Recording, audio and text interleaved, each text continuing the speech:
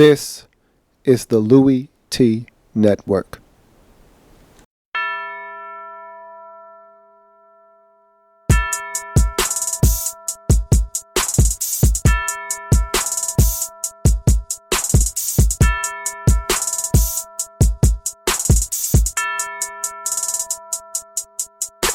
See, first come the preseason, and I don't take a day off. And then my team was 6-10, and we ain't smell the playoffs. Yeah, I seen the Super Bowl, but I heard they just play balls. A lot of teams had injuries. Sam Bradford had to take off. Go hard in the offseason, but you don't know the half. Before you know, we gon' look up, and we ready for the draft. They dressed up in that suit top, and I don't know how to act. They waiting, so patient, so they can put on that hat. Who else could it be? But your man Luke. Okay, so when she asks you where you at, you tell her you in the lab room. Who else could it be? But your man Luke. Okay, so when she asks where you was at, you can tell her you was in the lab room. Yeah.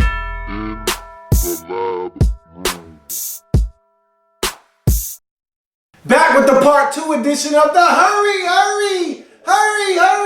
hop up offense. We off to Indianapolis. Colts taking on the Broncos.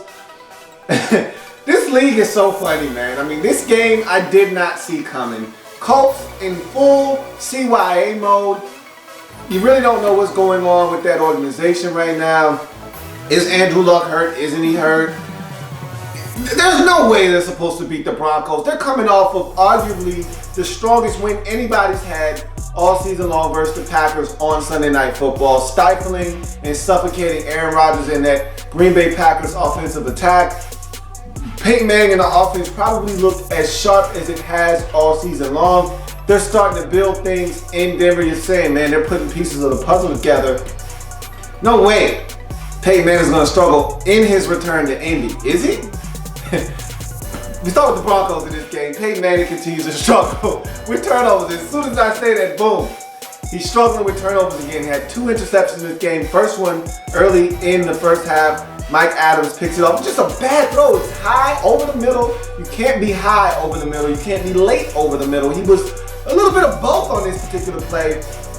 And the ball sailed on him, got tipped in the air, picked off by Mike Adams.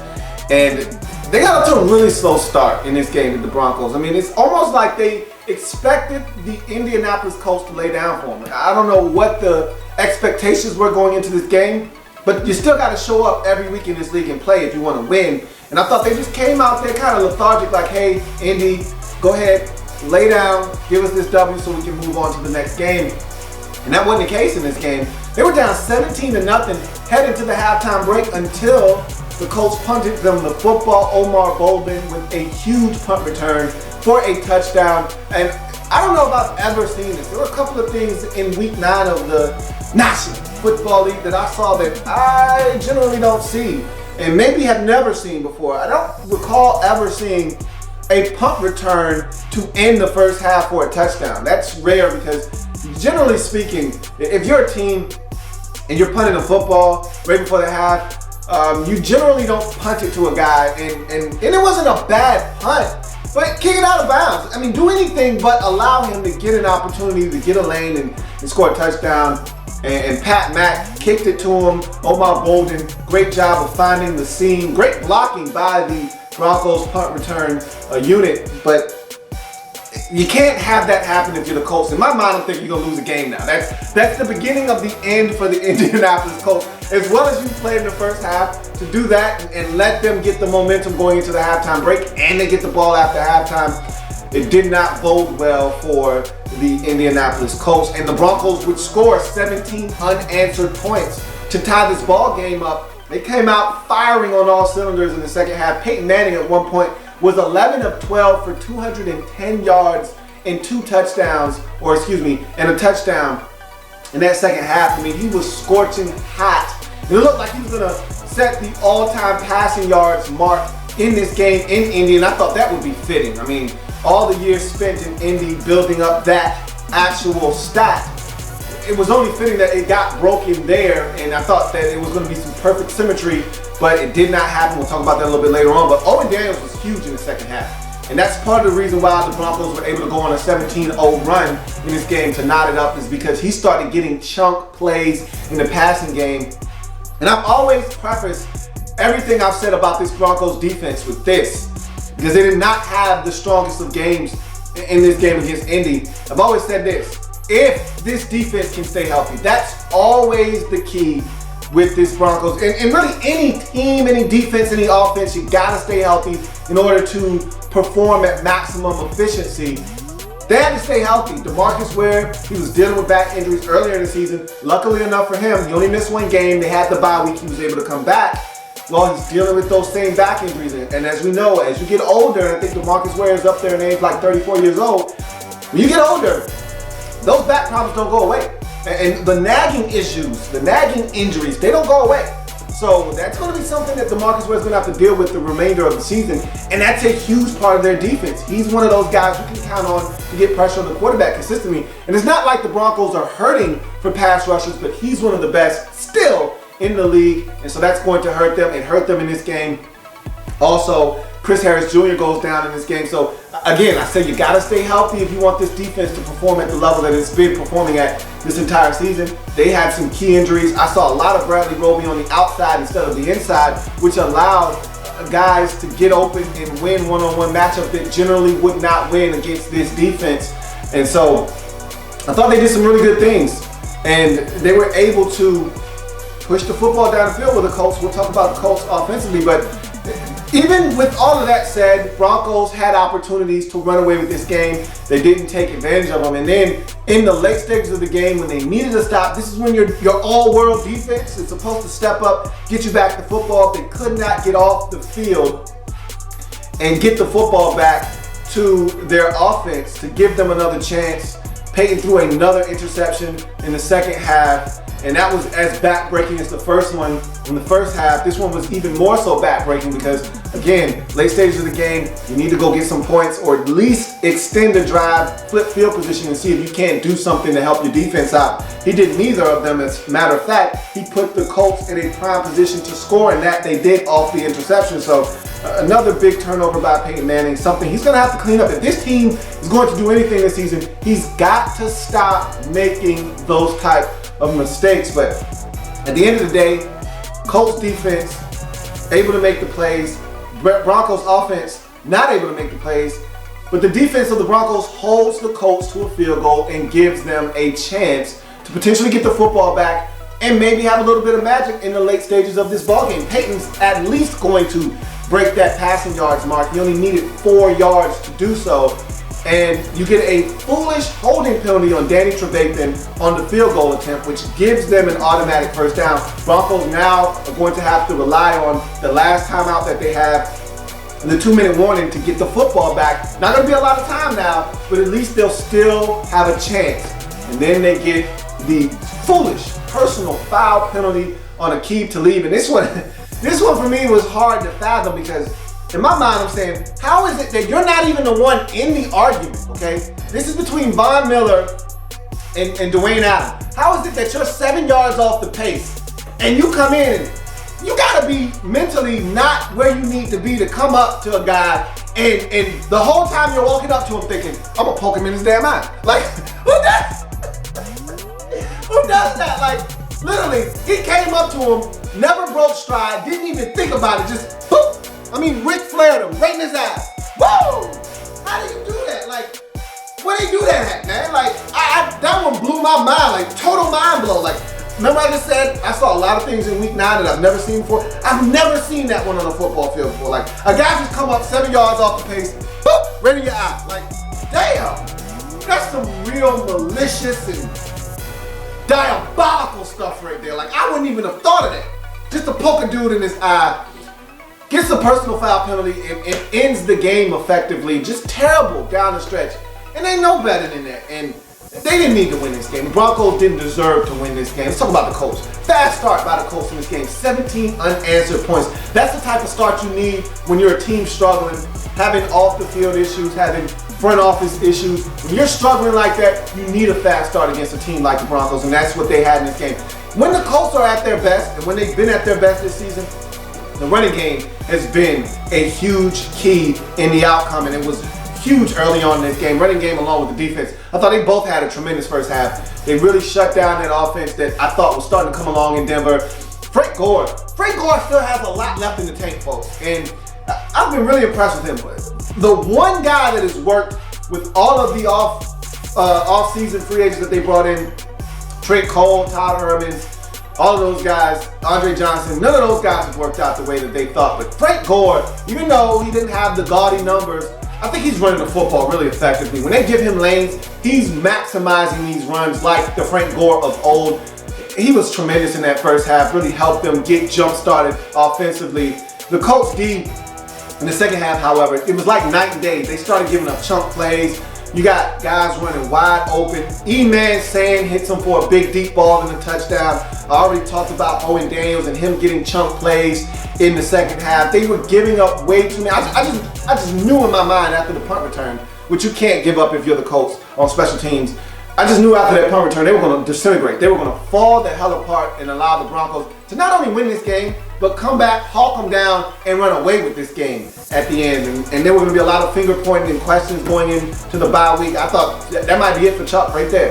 This one going to sting. Up 17, you blow that lead. This was going to be it for Chuck. Instead, they were able to hold on.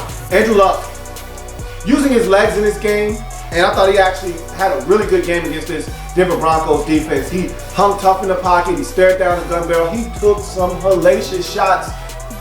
The one that really concerned me, though, is the one that actually did the serious damage, and we'll talk about that here in a second, but you can't run, sell out, and this was that type of game for Andrew Luck where he was like, hey, I'm going to lead my team, I'm going to will my team to a victory, but you got to know how important you are to your team's success, and you got to know when to say when. And he went in, he took on a defensive back, and then a linebacker came from behind and clobbered him. And it was a situation where you're like, it's a double whammy. I mean, he took a nice shot to the solar plex. I'm thinking that's where the ribs came into play. Maybe even the kidney getting lacerated. But then the shot from behind folded him up like an accordion. That's probably where that lacerated kidney came in. But either way, it was a vicious shot. He can't take that. He did take that, and he took a number of shots on the day, like he always does, behind that suspect offensive line. But he led his team to a victory. If that's his last game of the season, it was a hell of a last game. And the Andrew Luck that we've all come to know and love. But damn it, man, he took some vicious shots in this game, and he paid for it at game's end. But some big throws down the stretch to win this football game by Andrew Luck. Some big third down conversions. I thought that he did a magnificent job of manipulating the pocket, hanging in there, knowing he was going to take a shot. Guys were coming free, knowing he was going to take a shot and delivering the football. There were a lot of instances where guys won and he got on the football in stride and allowed them to make some plays. But the bigger picture, and they won the football game 27-24, but the bigger picture here is Andrew Luck out 2 to 6 weeks, and I'm thinking 2 is really wishful thinking. I hear lacerated kidney, you're not coming back in 2 weeks. And so I look at this situation and I say, man, are these guys still gonna win the division? Hard to say. I mean, they're up right now, 4 wins. I still contend that 6-10, 7-9 at max is gonna win this division. I don't think the Texans are gonna win this division, but look out for the Titans now. Titans get a big one on the road. Wow. If they don't win this division, obviously it doesn't really matter whether they win it or not. Chuck Donald's gonna get fired. This really makes it a lot tougher on him to win this division and make anything of the season now with Andrew Luck being so banged up. And if you're the Colts now, you gotta really start taking a hard look and maybe putting Andrew Luck on IR and just saying, you know what? This isn't our season. We're gonna start this thing over anyway. We're gonna hit the reset button in the offseason. His long-term health is more important than you making a push to the postseason this year when you're not going to do any damage. The AFC is loaded. Between Cincinnati, New England, and this Denver Broncos team, you can't get a sniff in this postseason if you're Indy. You're going to get a home playoff game, which you probably will lose depending on who the opponent is. You're going to be the 4th seed in the AFC playoffs if you do win your division again. That's a big if now with Andrew Luck out. This is a whole mess for the Indianapolis Colts. I don't feel bad for them. They created this mess. You made your bed. Go ahead, sleep and lie in that, man. And so That's an ugly way to finish a beautiful game by this Indianapolis Colts team. They win 27-24, get their 4th win of the season, take the lead in the AFC South Division, but at what cost? Denver Broncos' first loss of the season. Tough one to swallow because they didn't come out with the intensity necessary to remain undefeated. Now they are no longer among the ranks of the undefeated at 7-1. Giants at the Tampa Bay Buccaneers.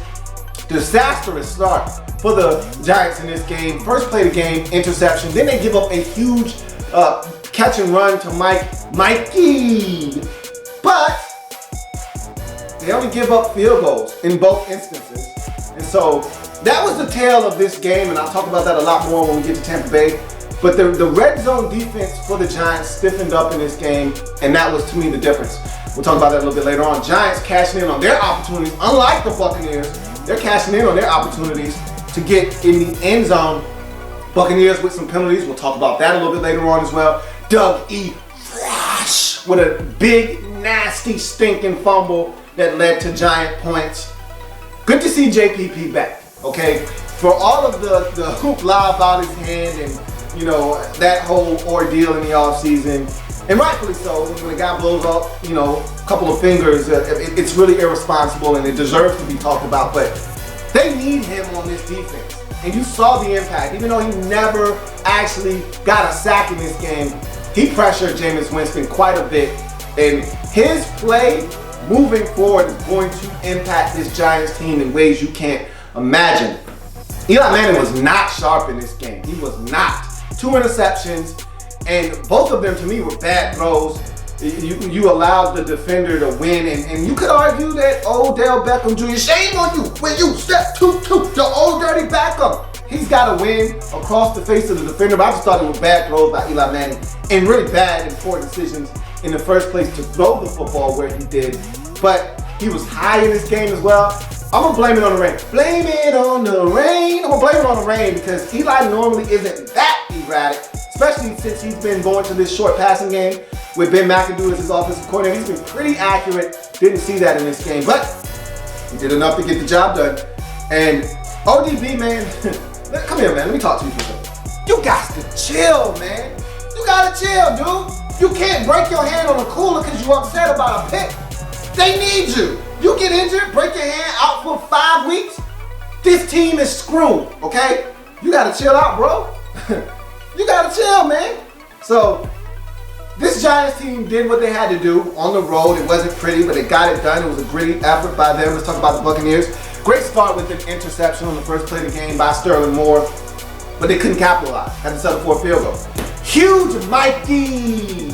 68-yard catch run. Look, Mike, I need you to score on that, baby. I need you to score. He looked like he had a fringe on his back. Boy, he was waiting for somebody to catch him. He was looking behind him like, come on, man. When one of y'all gonna track me down, I need you to score on that, baby. I need you to start zigging and zagging, using angles like a video game, man, and find a way to get in the end zone. You had a blocker out there. You ran towards the blocker. You should have been running away. You should have been taking it the longest point away from that defender and taking that angle all the way to the end zone and making somebody chase you all the way down toward the pylon. Instead, you ran towards the blocker. You gotta score there. You know why you gotta score? Because you guys had to settle for a field goal. You were terrible in the red zone in this game. Fresh Doug E. Flash with a fumble leads to a Shane Vereen touchdown. Makes it 17-6. Giants taking advantage of opportunities. Buccaneers. And to me, that was the game. And really, Mike E. Again, case of the dropsies in this game. It was a flashback of the Texans game that the Buccaneers lost that they could have won. A lot of drops in that game, a lot of drops in this game, man. And he actually spread it around. You know, the dropsies can become contagious if you do it enough. Doug E. Flash, who sat down for a big portion of this game after the fumble, he comes in and Jameis hits him with a rope down the sidelines. Could have easily been a touchdown if he catches it. He dropped that too, so a lot of mistakes. Connor Barth, because of 2 Mike Evans drops on one possession before the half, misses a field goal. It was that type of afternoon for the Buccaneers. A team that's still trying to figure out some things on both sides of the football. 3 first half trips to the red zone, 3 field goals for the Buccaneers. And to me, that's the difference in the game right there. Giants get 2 opportunities off of Buccaneers' mistakes to get in the end zone. They do. Buccaneers get 3 opportunities in the red zone. Got an interception, huge catch and run by Mikey. And they got to settle for field goals. 3 trips to the red zone, 3 field goals, 17-9 is your score at halftime. You don't win in this league. You know the mantra, you know the motto, you know what I'm about to say. I'm gonna say it anyway. Field goals don't win games. Touchdowns do. And so you had to know where this was going. When you settle for that many field goals, you know where this is going. Sims with a fumble in the second half leads to a field goal. Too many mistakes by this Buccaneers football team to win. Then you got more drops. I talked about the Mikey drops. He had more in the second half. And Doug E. he got involved in the action and dropped a big one down the sideline from Jameis. The Bucs continue to be undisciplined. That's something that I worried about with this team, is the undisciplined nature of this football team. And Lovey's starting, you can see it's starting to boil now. Because when Akeem Spence got this personal foul penalty, Lovey said, get out the game, get your ass out the game, man. And how stupid can you be now? Seriously. I told you I saw a lot of stuff in week 9 that I've never seen before. I've never seen this one. You're on your way to the official to complain about a non-call, a no call that you felt like was done to you, okay? So you're on your way to complain to the official. You see the guy that committed the infraction. You decide to push the hell out of him on your way to complain to the official who's looking right at you. So you're on your way to complain. Then get your ass out the way. He really hit me in my face, man. You gonna let him get away with that? Are you stupid or just dumb? That's where this Buccaneers team is. Like, them and the Buffalo Bills, low IQ defense. Really low IQ defense. Levante David had a stupid personal foul penalty early in the game. Really low IQ defense. It baffles me sometimes watching this Tampa Bay Buccaneers defense self-destruct. But on the bright side, Jameis Winston, he continues to mature, man. He made some really, again, this team didn't lose this game because of the quarterback position, which is surprising to me because when the season started, I said Jameis is going to make mistakes and that's why you're going to lose ball games. No, that's not the case. Jameis is playing his damn brains out. This Buccaneers team around him is losing ball games. And it's really unfortunate because he didn't make any mistakes in this game. He didn't throw any interceptions. He didn't do anything reckless. All he did was put dimes on receivers who dropped the football. All he did was hand the ball off to guys who fumbled the football. All he did was run for touchdowns and dive from the 4-yard line like a madman, get his team in the end zone because when he left it up to teammates to get in the end zone, they couldn't and had to settle for field goals. So he did it by himself. It was that type of afternoon where he did everything he could to lead his team to victory and nobody else was willing to follow him.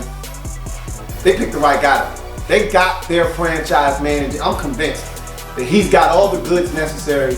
He's a competitor, but they weren't able to get this one. 32-18, Giants lead Tampa Bay with a W, remain in first place in the NFC East Division. Buccaneers drop another one, and they've got to find a way to string these wins together. They don't get it done, and they lose another ball game. You move on to the next matchup. Atlanta Falcons at the San Francisco 49ers. Another one of these games, totally wrong about.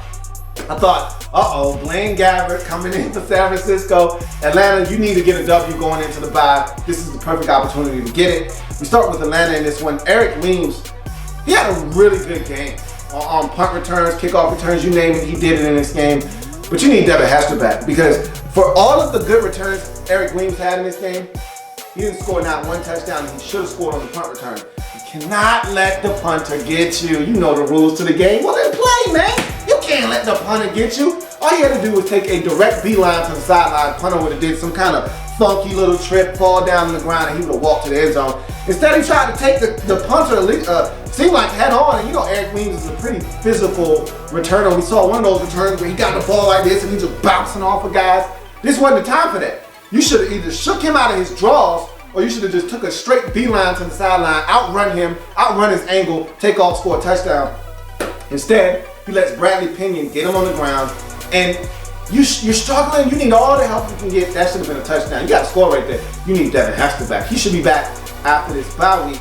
It just continues to be the Julio, Devontae Bray, and Jacob Tammey show in Atlanta. There's other players on the field. You got to spread the ball around. We'll say this. Ever since Leonard Hankerson went down with an injury, offense hasn't been the same. Seems like he's forcing the football. How many times? I counted 3 in this game. How many times did Julio Jones get the football in triple coverage in this game? Now, 2 of them were completions, but that's not the point. If 3 guys are in one area, somebody else either wide open or it's one-on-one coverage that they can win. Can't do that. Jacob Tamme, Devontae Freeman, and Julio Jones, those 3 guys have combined for more catches than the rest of the team combined on this football team. And I know I'm not saying a lot because Julio himself has 80 catches on the season, but there needs to be more distribution of the football. Matt Ryan, to me, is struggling with feeding everyone else on the field the ball. And I think that's what's hurting this team as much as anything. Also, though, the biggest culprit of this Falcons team in the struggles of late, the red zone struggle. Their inability to punch the football in the end zone, their inability to stop turning the football over and shooting themselves in the foot. We saw it against Tennessee. We saw it again against Tampa Bay last week. We saw it again in this game versus San Francisco. The inability to get in the end zone, they had to settle for field goals over and over and over again, including the late drive at the end where I thought, okay, even though this has been an ugly game, defense has kept you in it. Here's your opportunity to go and win the game. 49ers aren't a good enough team to beat you here. Here's your opportunity to hurt their skulls right here with this late drive. It's 17-13. They get as close as about the 9-yard line. They get inside the 5 and they can't get it in the end zone. They got to settle for a field goal. That's pathetic. Got to find a way in the end zone. You got Julio Jones. You got Devontae Freeman. You got matchups. Jacob Tamme is winning. You got to find a way to get the ball in the end zone. And this team has struggled, whether it's turnovers or it's just the inability to get it in the end zone. That's been their demise over the last month or so. Even when they won, like Tennessee, they could have easily have lost that game because they could not get the football in the end zone. Look, even, and with all that being said, you got a chance to stop the 49ers to get the football back. And you let Blaine Gabbert on 3rd and about 6 run a naked boot and get a first down. For all the good that the defense did in this game, forced 2 turnovers, gave you a chance, gotta get the football back there. You gotta have it, always need it, and you didn't get it. And so this Falcons team's struggling right now. They need this bye week. This bye week couldn't have come at a better time for this Falcons football team. Go on to the 49ers. This team plays better at home. I've said that numerous times this season. It's not even close. First game of the season, they beat the Ravens at home.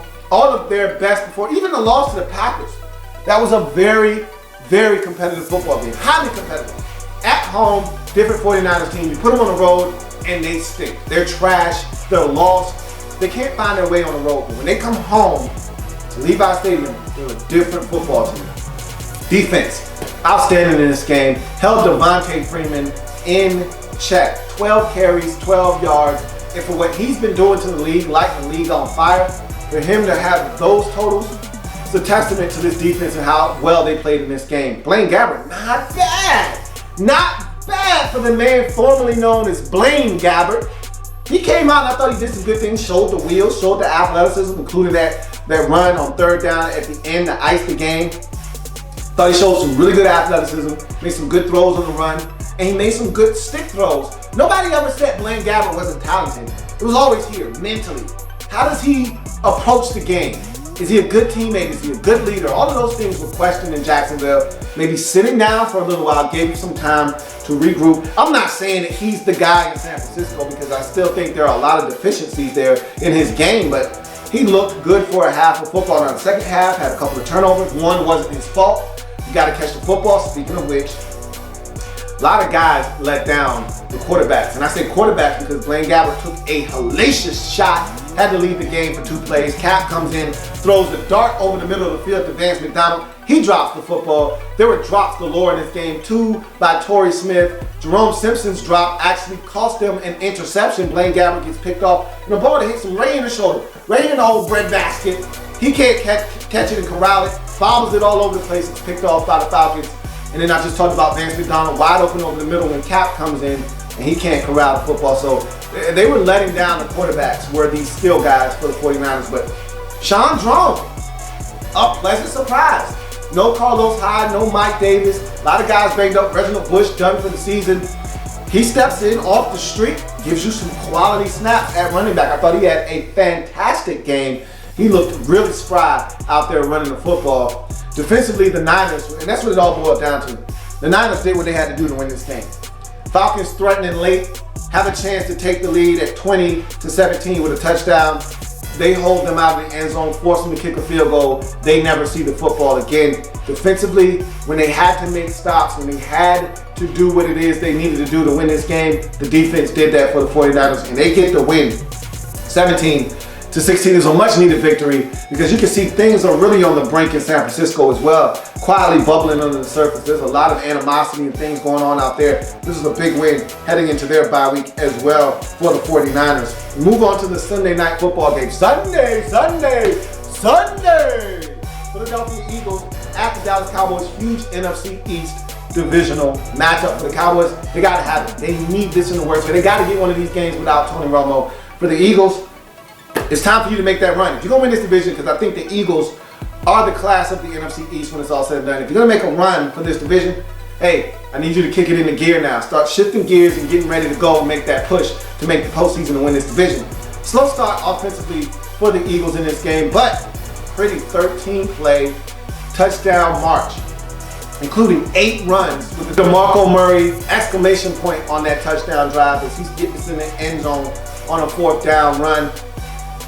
7-all for the Eagles in this game, and that was, to me, the most impressive feat in this game for the Eagles was their ability to run the football. A lot of people, and I was one of them, that had a misconception of Chip Kelly and what he ultimately wants to do.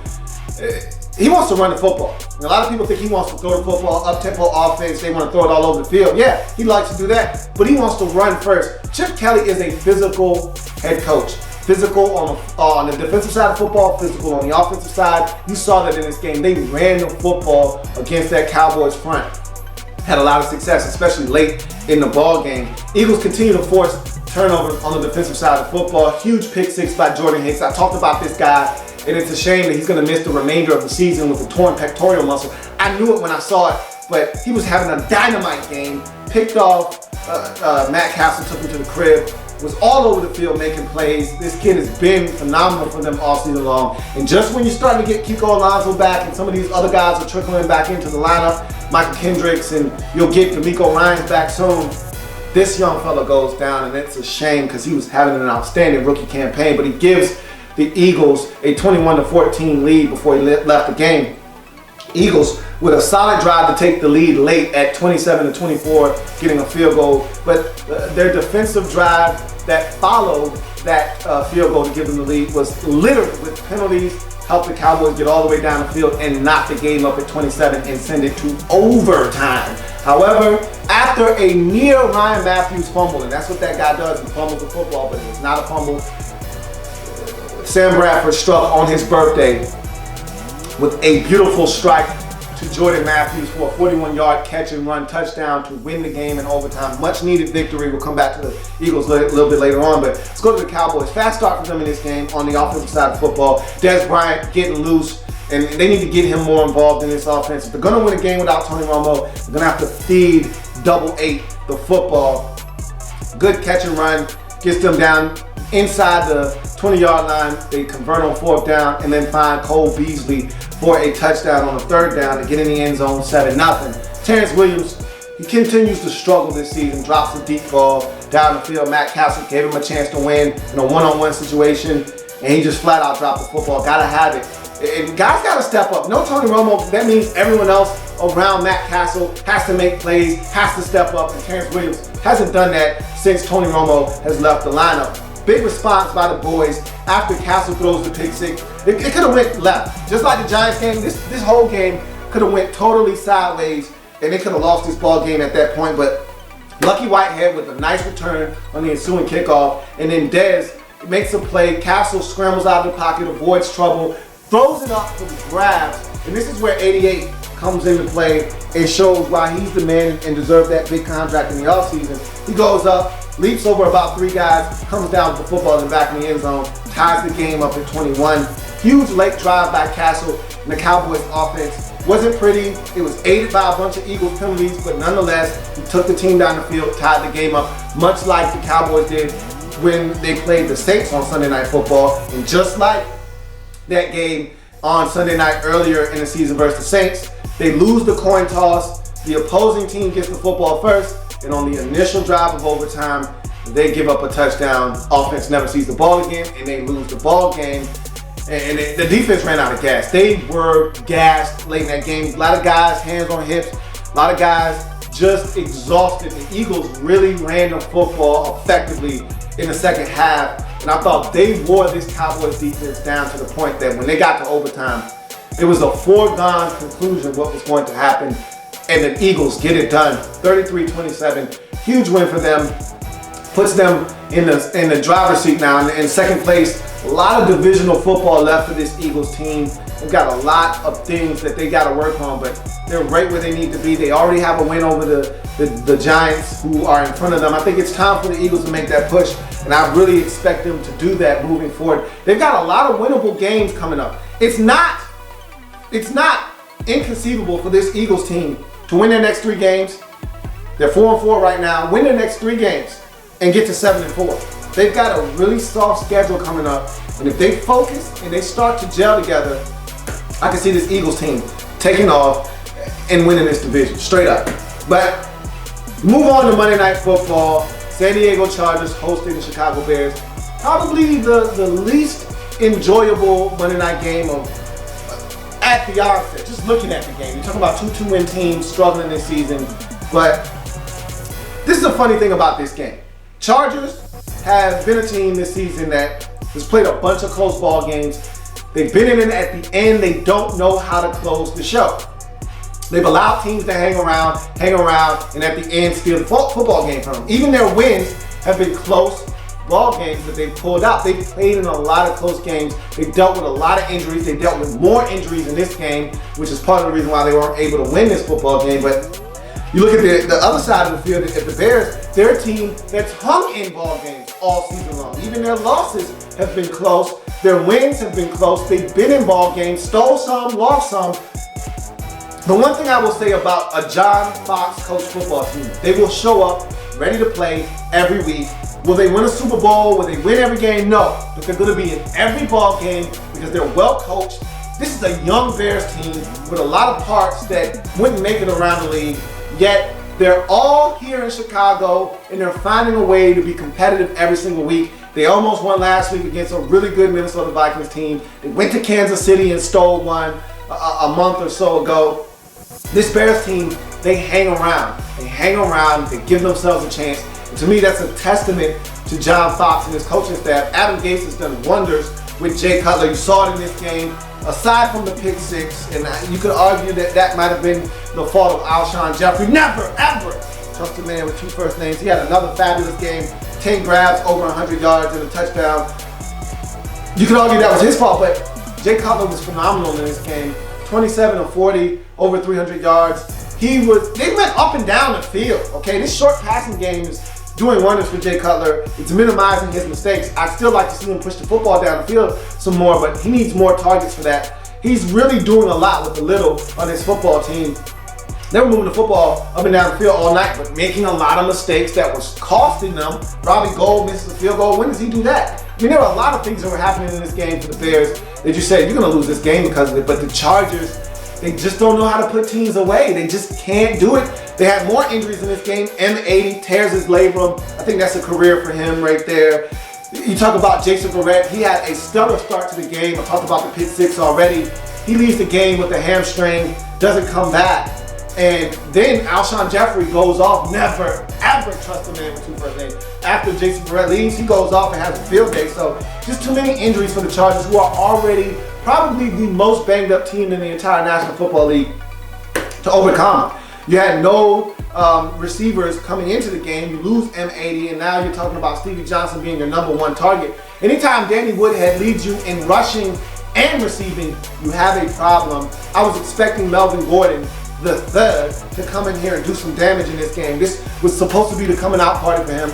He continues to struggle on the season. So at the end of the day, the Chargers allowed the Bears to hang around. Chargers did what they've done all season, allow a team to hang around. Bears did what they've done all season, hang around in ball games.